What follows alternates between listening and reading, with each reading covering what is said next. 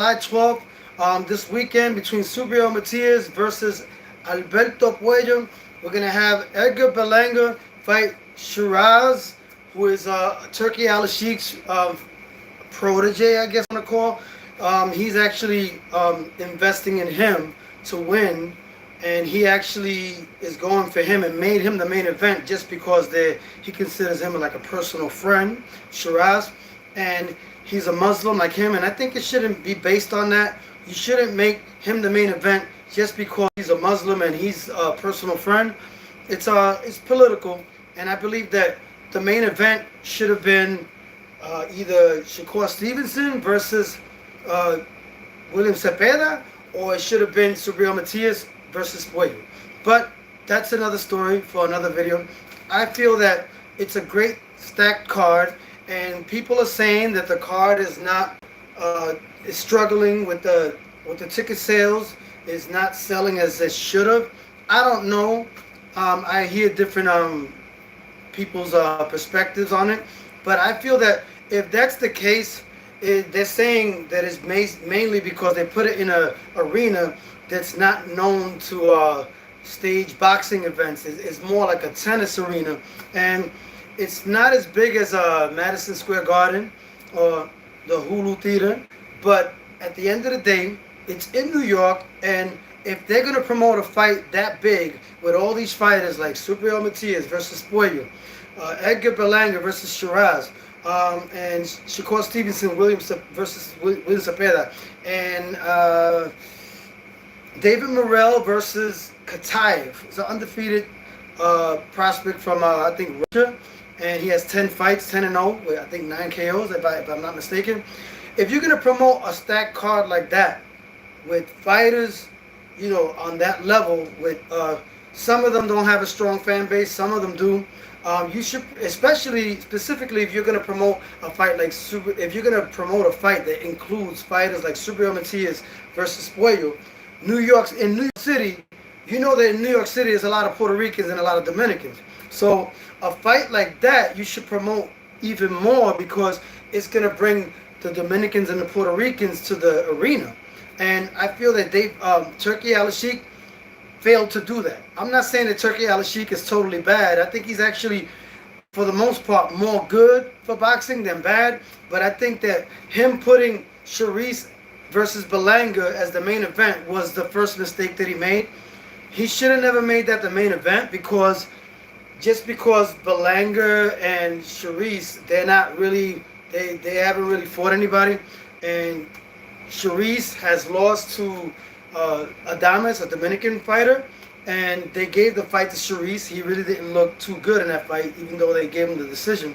But I feel like just giving that making that the main event, Sharice versus Berlanga, because Turkey Al Sheikh is invested in Sharice and he's a Muslim and he's good friends with him. I feel based on that alone shouldn't be a reason for you to put it the main event. You should put it more on credentials. What's good? Hey, what's going on, my brother? What's going on, my sister? You know, Shayla, right? Shayla Messer. I appreciate you tuning in. Subscribe to that channel. Subscribe to that channel. I'm 20 years and 9 months old. I've never trained boxing before, and I want to start training and want to make a pro. Can I do it, or I'm late? No, it's never too late, man. When you put your mind to something, man, age is nothing but a number. You can put your mind to it and start at any given age. You could be 80, you could be 70, you could be 60.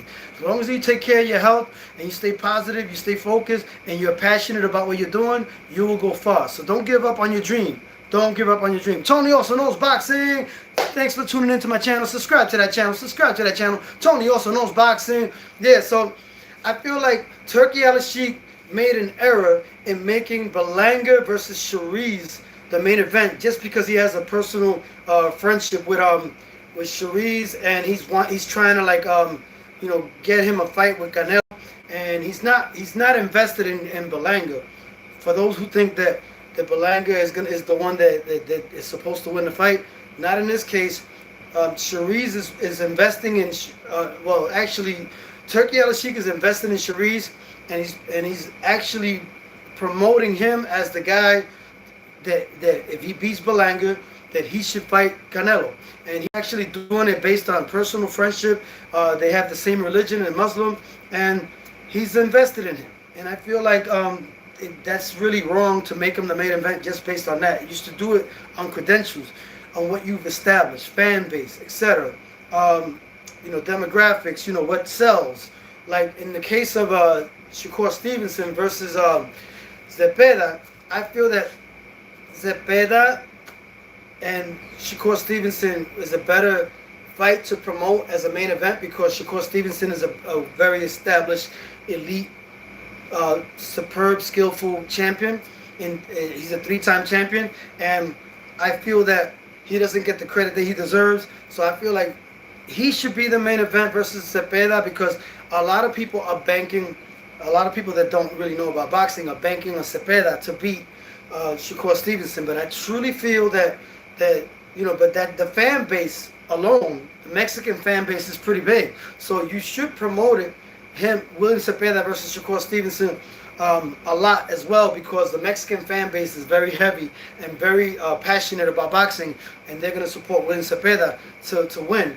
But at the same time, you should also support the fight more because it's a really big, I don't want to say a big test for Shakur Stevenson, but it's a good fight that a lot of people believe that will give Shakur Stevenson a challenge because based on what they perceive Shakur Stevenson to be, like a runner, like the way he did against De Los Santos, they think that he's going to do the same thing. So there's a lot for Shakur Stevenson to prove, and I truly believe that Shakur Stevenson is going to prove all the haters wrong and possibly knock out William Zepeda. I said it. It's possible because he's accurate. And it's not only about power, but it's also about the punch you don't see, the speed, the angles, and the accuracy.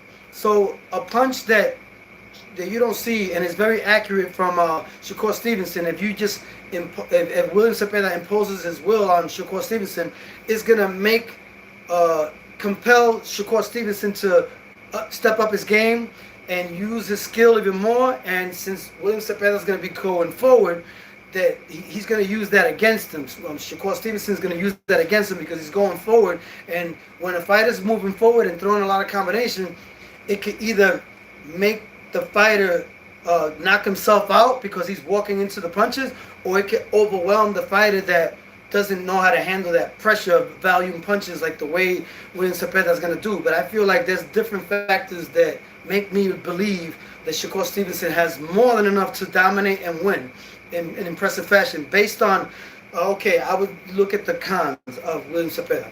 William Zepeda, he throws a lot of combinations.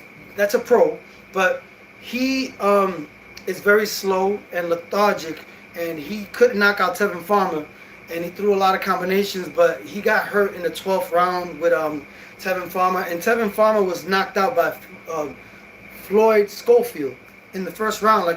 Styles make fights. So, but what I'm trying to say is that William Zepeda is too slow for Shakur Stevenson. That's number one. And I just believe that he only has one way to fight. He doesn't have another game plan. He's not good with his legs. He has decent boxing skills, but his boxing skills is very basically throwing volume punches, and he has great stamina. And I don't think that that's going to be enough to beat Shakur Stevenson. And but the pros are that he throws a lot of combinations with Zepeda. He doesn't get tired.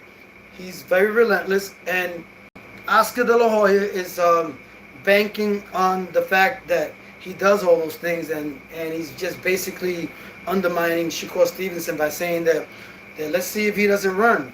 He said he believes that Shakur Stevenson is going to fight with him, and he said that if he actually does that, he's curious to see if what's going to happen to Shakur Stevenson, because he feels that his fighter, William Zepeda, he thinks that he's going to win or knock him out. And I feel like that's over expectations.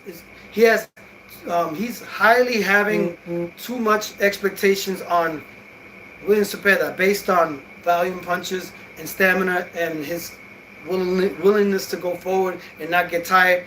and eventually catching him with one good solid shot, which I don't think Shakur Stevenson gets enough credit for fighting in the pocket and still not getting hit while he's fighting in the pocket. And I believe that he will use the angles. He will do whatever necessary to dominate.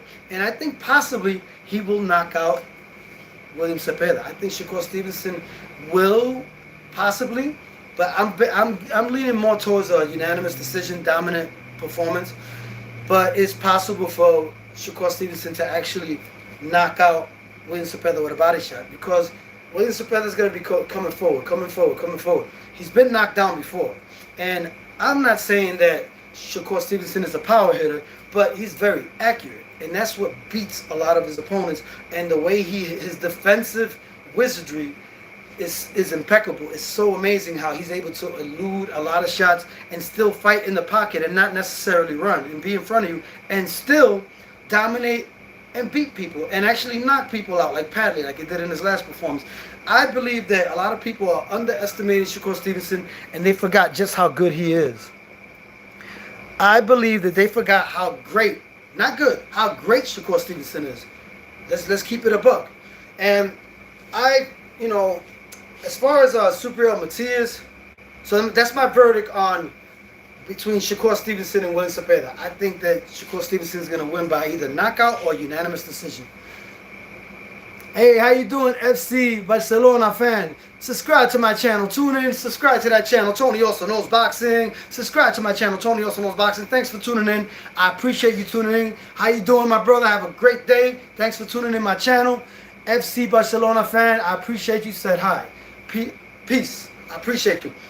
So I believe that that Shakur Stevenson is going to win either by knockout, stoppage, or unanimous decision against William Cepeda. Yes, I said it. A lot of people are just riding on the bandwagon of William Cepeda. People that don't really know about boxing. He's a good fighter. Don't get me wrong, but there's levels, and I feel like he's one-dimensional for Shakur Stevenson. I said it. So come back to me on this channel after the fight and let me know what you thought about my prediction. Especially, I say Tony also knows boxing, so if I say that, I live by that. So come back to the comments and give me my credit, my proper etiquette when that happens in the fight. Okay, Superior Matias versus Pujo. All right, we all know that Puerto Rico and the Dominican Republic, they are, it's not really a typical rivalry. I think the Dominican boxers are the new kids on the block. As far as them coming up right now, I think they started coming up like around 2019 or 2020. That's when they started making some noise in boxing with Hector Garcia. I know they have total, like, if you compare the two countries, you can't even compare. Puerto Rico's levels of the Dominican Republic. Not dissing my Dominican brothers, but I'm just calling it how it is. Puerto Rico is known for boxing. Dominican Republic is not known for boxing. They're the new kids on the block. And I want to say something to a punch drunk. He says that the Dominicans are going to take over. I mean, I'm not going to say who's going to win, but I think that Superior Matias does have a great chance of winning. But let me just get back to like the accomplishments of the two countries. We're talking about Dominican Republic. They only have 6 world champions in that country. I remember back in the 90s, they had a guy named Julio Cesar Green. He was in the middleweight division. Never fought Trinidad. I wanted to see that, but it wasn't like a major fight that people clamored. But yeah, he was a champion in the WPA, I think. His name was Julio Cesar Green. We have Juan Carlos Payano. We have Carlos Tio Cruz. We have Alberto Puello, Hector Garcia, Juan Carlos Payano. They only had 6 world champions. But with Puerto Rico, we had 60 plus world champions. And we're going to get more. We have a rich boxing history. And you cannot compare the level and the rich history of Puerto Rican boxing in Puerto Rico to the Dominican Republic. It's like apples and oranges. You can't compare it. The Dominican Republic just touched the surface, or barely touched the surface. They have some good I would say Puello's a great fighter. I think he's a great fighter. He has a lot of boxing skills, and I think he's one of the best. And we have Juan Polanco, a prospect from the Dominican Republic that's making noise, but he hasn't fought anybody. So we can't really say that he's great.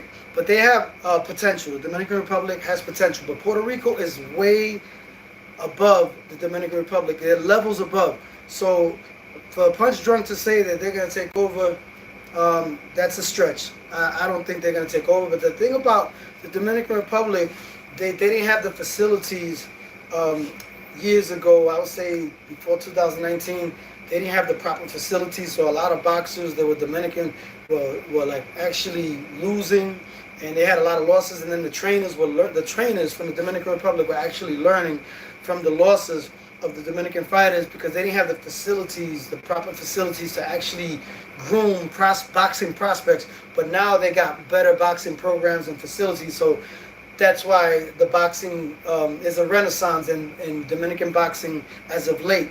They have a lot of good prospects, and they have some champions.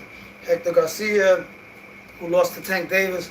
I think he came up in weight. Tank Davis took advantage of that, and he was a good fighter. He's a good fighter, decent fighter. Hector Garcia, I liked him. And who else? We got Alberto Puello. He's fighting Superior Matias from Puerto Rico. So Superior Matias is fighting to be on July 12th against Alberto Puello, and you know Alberto Puello. We got to look at who he beat. He beat Gary Antoine Russell, who was 17-0 with 17 KOs. But who did Gary Antoine Russell beat? But you know, I don't want to be unfair to like Alberto Puello. He beat a legitimate contender that was knocking everybody out. He had all 100% knockouts. But if you compare that style to Superior Matias is more relentless, throws more combinations, is more like a volume puncher that overwhelms his opponents. And if you get the fight with Alberto Puello versus Sandor Martin brought it to him. And Alberto Puello really struggled to be dominant in that fight. And when I believe that the style that you deliver to Alberto Puello, if you deliver the style that's throwing a lot of combinations like Superior Matias would do, is gonna be different for him than somebody that's boxing like Gary Antoine Russell, who throws combinations, but he don't throw a lot of volume combinations. He's technical, and he counters. He's a good counter puncher where he measures his combinations based on what opportunities he can see an opening, and that's what he was trying to do with Alberto Puello. But Alberto Puello is a great counter puncher, and he's a great boxer, and he was able to time Gary Antoine Russell, because Gary Antoine Russell throws punches where not at the volume that Superior Matias throws it. So it's a different style. So I think Superior Matias could present a threat to Alberto Puello. But it remains to be seen if he will be able to do that, because Alberto Puello has got a lot of boxing pedigree. He uses angles. He's very tall and rangy. He's very strong. And I feel like he could present problems to Superior Matias if he can master that style. But as we've seen in past fights with Sandor Martin versus Alberto Puello, that when you bring it to Alberto Puello, it's like he throws a lot of the boxing ability out the window, and he goes toe to toe. He's not a pure boxer all the time. He can be, but he's mostly. It depends on the opponent that he's fighting and the style that he's fighting. So I believe that if Alberto Puello fights the way he fought Sandor Martin with Superior Matias, he could possibly lose that fight. And Superior Matias, if he can't cut the ring and if he can't overwhelm Puello, and Puello uses his boxing ability like he did with Gary Antoine Russell, I think Alberto Puello could give Superior Matias problems and beat him by decision. But that's very that's hypothetical, because I feel like Alberto Puello, when he fought Gary Antoine Russell, that style that Gary Antoine Russell presented is not the same style that Superior Matias is going to present. Superior Matias is a volume puncher who throws a lot of combinations, and he has stamina, and he has what it takes to overwhelm Puello if Puello fights the way he fought Sandor Martin. Because he Gary Antoine Russell does not have that style that Subriel Matias has, that throws a lot of combinations with abandon. And Subriel Matias throws a lot of shots inside that are, he has a high guard, and he can possibly block a lot of the shots that Puello throws at him. But Puello needs distance to throw those shots, because inside he could throw punches inside, but he has a longer reach, I think, Puello, and he needs distance. So if he can keep Subriel Matias at bay with the jab, then it's going to be a long night for Subriel. But if Subriel Matias is able to go inside and throw a lot of volume combinations like he's done to all his opponents that he knocked out, and it's going to be a short night for Puello, or he's going to get just dominated for the 12 rounds. If he can dominate Puello with that relentless throw 1,000 punches a whole fight round with Subriel Matias. So we will see what style overwhelms the other. It's all about which style is more effective with either fighter. So that's going to be an interesting fight, and I'm rooting for Subriel Matias to win, but I don't know who's going to win. Sure, I mean, there's a 50-50 fight, but on paper it's probably a 60-40 fight for Puello, because of the style of skills that he has. He has more skills than Subriel, but it's not always about skills, it's about will, and also about what you can take and what you can't take. And if Puello can't take the relentless pressure of Subriel Matias, then it could be a short night for Puello, or he could just get totally dominated in 12 rounds. It all depends on what style is more effective. But they say you box a puncher and you punch a boxer. So it all depends on which style prevails over the other. It depends on all different attributes: mental, physical, the will, everything. It's all variables, different variables for either fighter, Puello or Matias. So who do you have winning in that fight, Matias or Puello? Who do you have? I think Puello's a very great fighter. He's he does have holes in his game. He showed it with Sandor Martin, but when you see him fight Gary Antoine Russell, he won the WBC belt from Gary Antoine Russell. You see a very complete fighter when you see the fight with Gary Antoine Russell. The way he won that fight, he looked very impressive. He really befuddled Gary Antoine Russell. He kept him at bay with the jab, and it was a very competitive fight. But I truly see that Alberto Puello beat him. It's clear, but it was a very good competitive fight. But I think that he got out hustled and outmaneuvered and out slicked by Alberto Puello, Gary Antoine Russell. So, I mean, I don't know who's going to win between Matias and Puello, but I'm rooting for Matias because he's Boricua like me, and I'm going for the Boricua. But I know what both fighters bring to the table, and it remains to be seen if Matias is going to be able to deal with the boxing style of Puello, because a lot of people are thinking that Matias won't be able to deal with that style. I think he will. I think he didn't take things serious with Liam Paro, and there was a lot of politics behind the scene, which I said in my previous videos.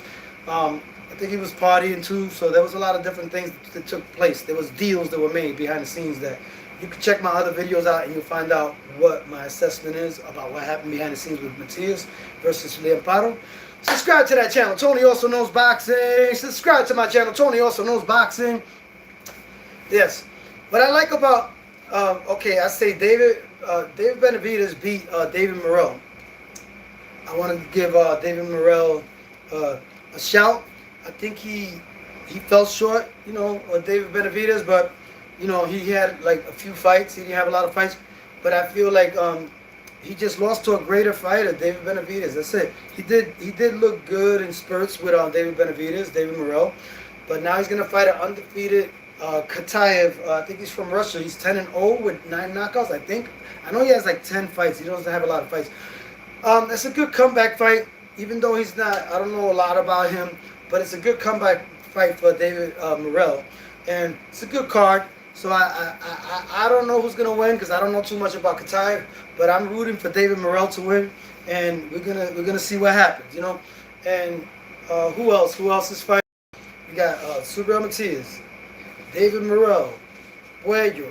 We got Shakur Stevenson. I already gave my prediction of Shakur Stevenson versus William Cepeda, and Edgar Berlanga Shariz. I think what Turkey Al-Sheikh is doing is good for the most part, but I think that what he's doing, he's putting boxers that have different promoters together in one card, which American promoters are not doing that, and it's a disservice to boxing. They're not helping the sport of boxing grow. But Turkey Al-Sheikh is helping the sport of boxing grow because he's willing to put the money in. And I say there's pros and cons to it because he's picking the big fighters and, the fighters that are most popular to fight against each other, making fights like Crawford versus Canelo, which Crawford is coming up 3-weight classes, 2-weight classes, however you want to look at it. But he's actually getting those big names not matter, not considering the weight differences. So I feel like most people really want to see David Benavidez versus Canelo Alvarez, the real fans. So I feel like it's pros and cons to it. So Crawford fighting Canelo is not what the people wanted. It's what the big Turkey Al-Sheikh wanted because he makes a lot of money based on the name, the popular name. Crawford's a popular name. Canelo's a popular name. But he's coming up 3 weight classes. So the real fans didn't really look at that as a realistic fight. Even Canelo didn't even look at that as a realistic fight. But he chose to do it because the money's involved and people will see it because they're both established fighters. Crawford and Canelo have name value.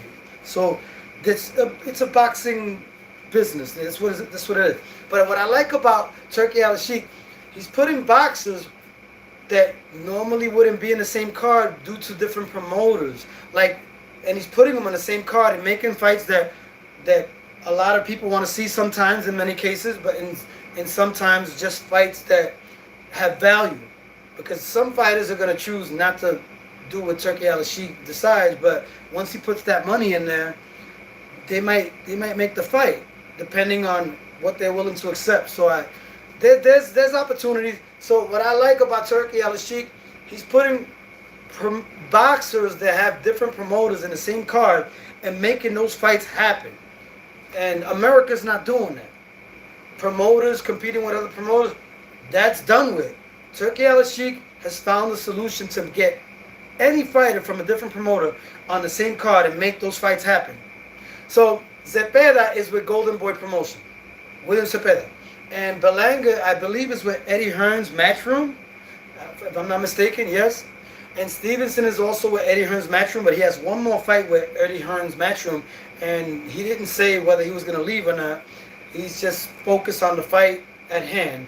And Subriel is with Fresh Boxing Productions from Puerto Rico, Fresh Boxing Production, and Pujo, I believe, is with Al Heyman, if I'm not mistaken. And I think David Morrell is possibly with Al Heyman as well. So we got all these, correct me if I'm wrong, anybody in the comments, but we got all these fighters from different promoters on the same card.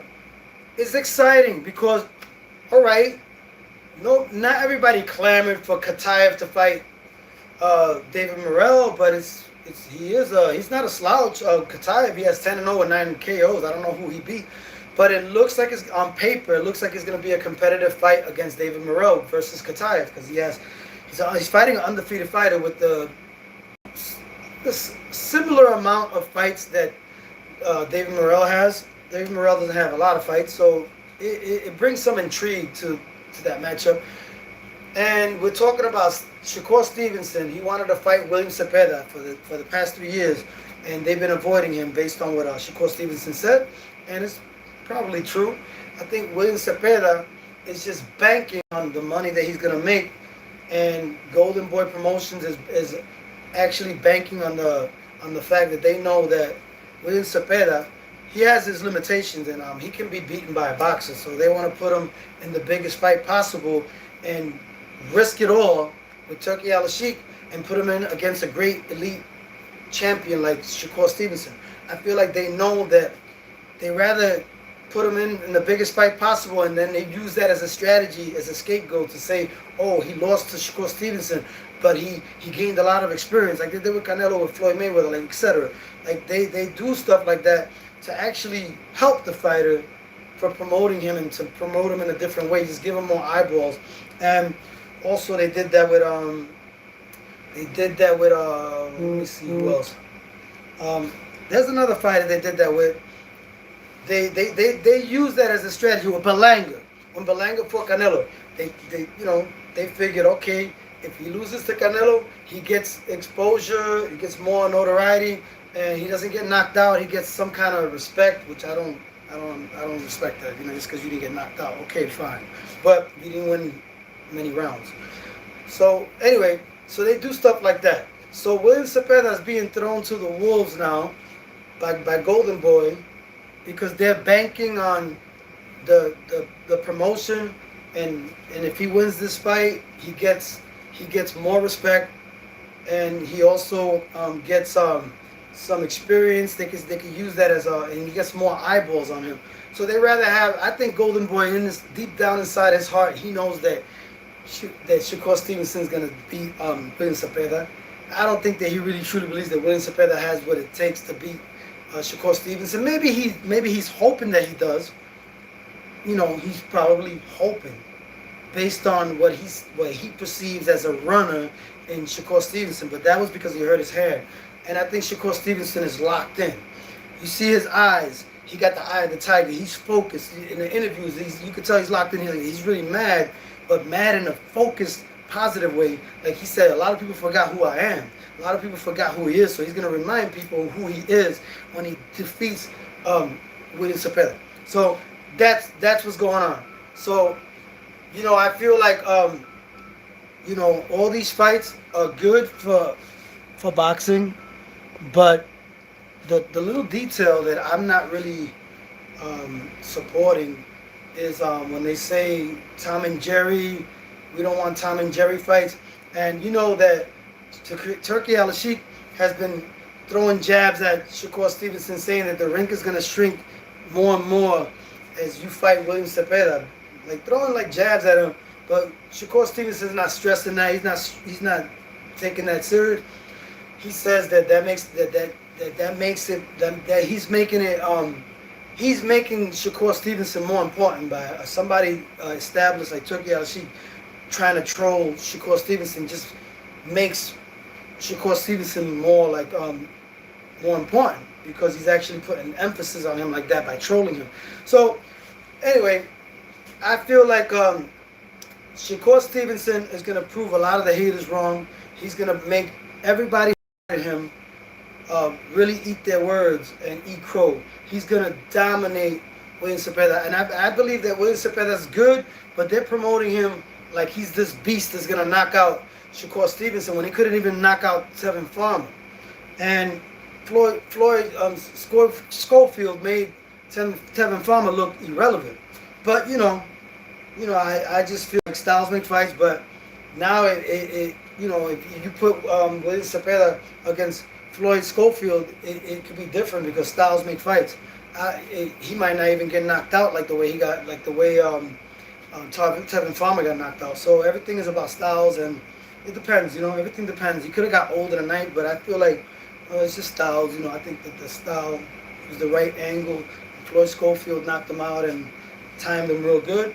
But I don't think Floyd Schofield could beat Shakur Stevenson, but you never know. You never know. I feel like boxing is in a good place as far as competition, but Puerto Rican boxing is going to elevate, hopefully. If we see Matias win, Berlanga win, and Amanda Serrano. Amanda Serrano's going to fight Katie Taylor for the third time, and we all know, the real boxing fans know, that Katie Taylor didn't deserve to win those two fights against Amanda Serrano. Amanda Serrano outlanded her, punished her, made her bleed. In the second fight, the first fight, that she won even more clearly. But I feel like the second fight, she landed more shots too, and she was coming up in weight, and they fought at a catch weight. Amanda Serrano doesn't gain a lot of weight, and they fought at 144. And Amanda Serrano, when she makes weight, she goes back down in weight on fight night. But Katie Taylor, she gains weight. So even with all the weight advantage that Katie Taylor had in those two previous fights, that I believe Amanda Serrano was robbed, and most valuable promotions doesn't really value Puerto Rican fighter like Amanda Serrano. If he did, he would have protected Amanda Serrano from getting robbed by the judges and favoring Katie Taylor. So I feel like, yeah, it gave a lot more eyeballs for Amanda Serrano and Katie Taylor, but at what expense? To lose a fight that Amanda Serrano deserved to win, it's not worth it. It's not worth it. But in this third fight, a lot of people are saying that the only way that Amanda Serrano could beat Katie Taylor and get a just decision is by knocking out Katie Taylor. And that could be true because of what happened in the two fights. Katie Taylor didn't deserve those two fights that she was granted a gift decision. You know, I believe that she lost those two fights. And she lost them badly, especially the one when she was bleeding and Amanda Serrano really tagged her so many times. And Katie Taylor didn't even hurt Amanda Serrano. And she weighs more than Amanda Serrano. But I think the reason why Amanda Serrano hasn't been able to knock out Katie Taylor is because she's smaller in weight. And she was coming up in weight. Amanda Serrano is really 130. She's not a 147, 140 at all. And she doesn't gain all that weight after the fight. She goes back down in weight. But Katie Taylor gains weight. So even with that advantage that Katie Taylor supposedly, well, she had, she still couldn't hurt Amanda Serrano, but Amanda Serrano couldn't knock her out because of the weight difference. So I feel like there's a lot of different factors, and that says a lot about Amanda Serrano, that she was not able to knock her out, but she was able to beat her and make her bleed in spite of the weight difference. So that says a lot about the Boricua power that we have. Amanda Serrano, you are way better than Katie Taylor. And we have a better boxing pedigree than Ireland. Ireland is nowhere near the pedigree of Puerto Rico. And I say that to all the people that are hateful and biased towards Amanda Serrano and biasedly say that Katie Taylor won those two fights when she really did. And she knows it herself, Katie Taylor, but she don't want to admit it. And then Amanda Serrano is playing, she has to be careful with certain things she says because, you know, she can't be totally honest the way she wants to be, but she's been honest. But she can't be totally honest the way she wants to be. Like say, oh, they robbed me. Like she can't say stuff like that because she got MVP. They basically is a mainstream Jake Paul promotion, and they kind of like dictate. You can't say certain things because they're too mainstream, and you know, like they don't allow us to be as real as we need to be. You know, the mainstream boxing promotions. But what I like about boxing is that boxing is a poor man's sport, and it's a sport for people that are coming up from the bottom, from impoverished situations, and that's the way it should be. I don't respect Jake Paul and Logan Paul. They're a circus, and they will not beat a better Biev. Jake Paul will not beat a better Biev. And I feel like the fight with Julio Cesar Chavez, you know, he got arrested after the fight by ICE. You know, they took him, and it could have been set up by Jake Paul because Jake Paul, you know, he's a snitch, and he probably said certain things that he shouldn't have said. Who knows? Can't trust people like that, you know, especially when it comes to the times that we're living in now, you know, with the ICE. So anybody that's brown or anybody who has a Latin accent, Spanish accent, or looks a certain way is going to get arrested, you know, wrongfully. I don't want to get into politics, but anyway.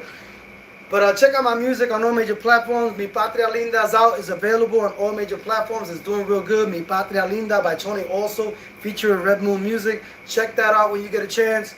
My album is really getting a lot of views because the fans really supported it. You know, I didn't even have to promote as much, and the fans went directly to the album, YouTube and Spotify. Mi Patria Linda by Tony also, featuring Red Moon Music.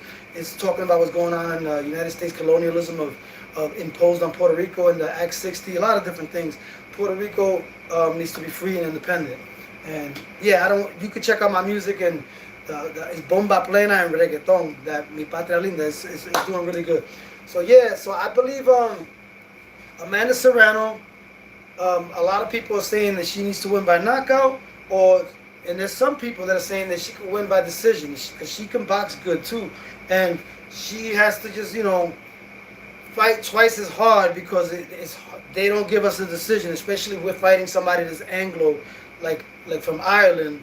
You know, that's the way the boxing politics is, you know, behind the scenes. But I think Amanda Serrano was robbed in those two previous fights against Katie Taylor. and I hope that she gets the decision if it goes to decision.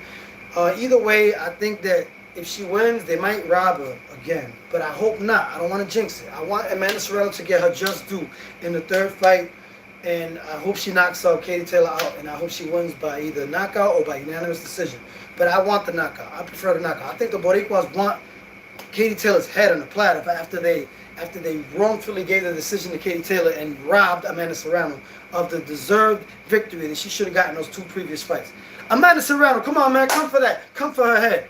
We going for Amanda Serrano. Subscribe to my channel, Tony Also Knows Boxing. Subscribe to that channel, Tony Also Knows Boxing. And I'm gonna say David Morrell.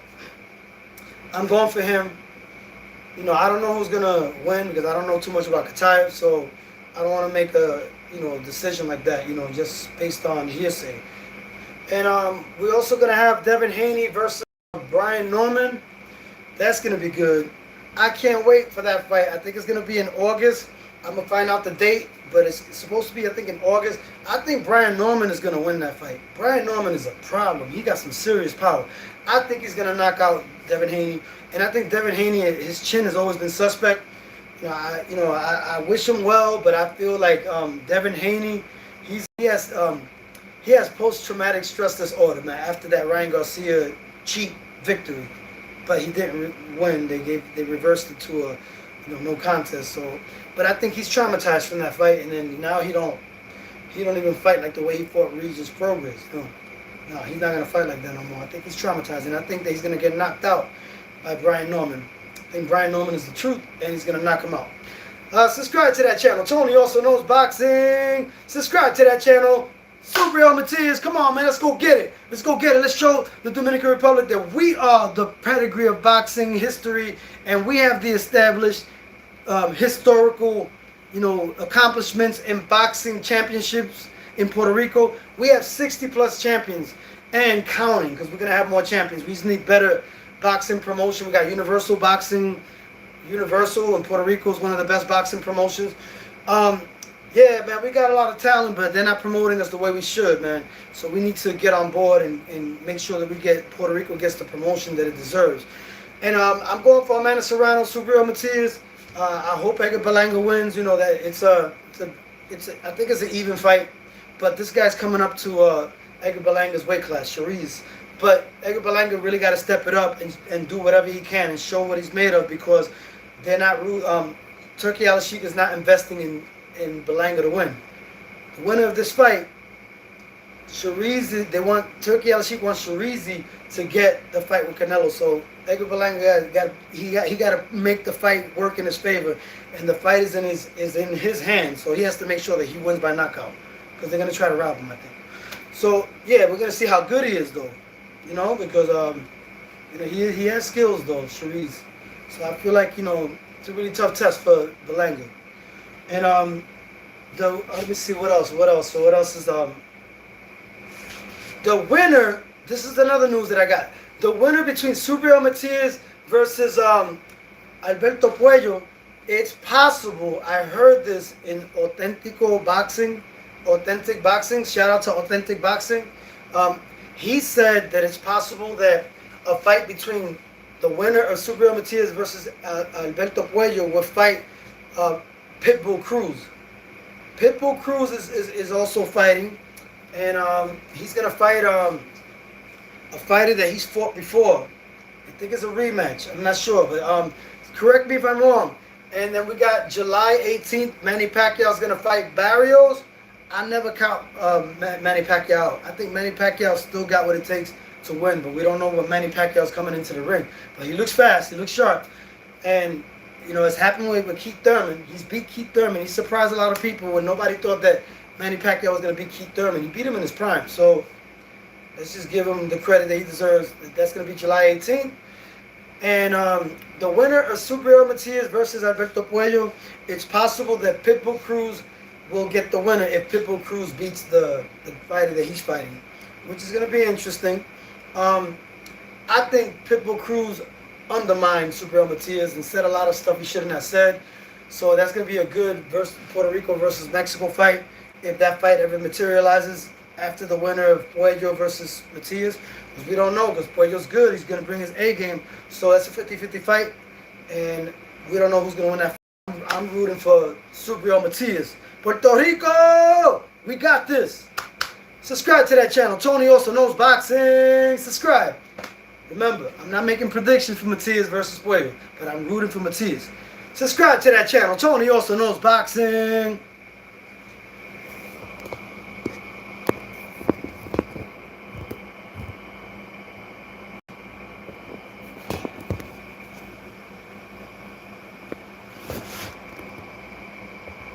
Thanks for tuning into my channel. I appreciate everybody that tuned in. Subscribe to that channel. Don't forget. I appreciate all the love and respect.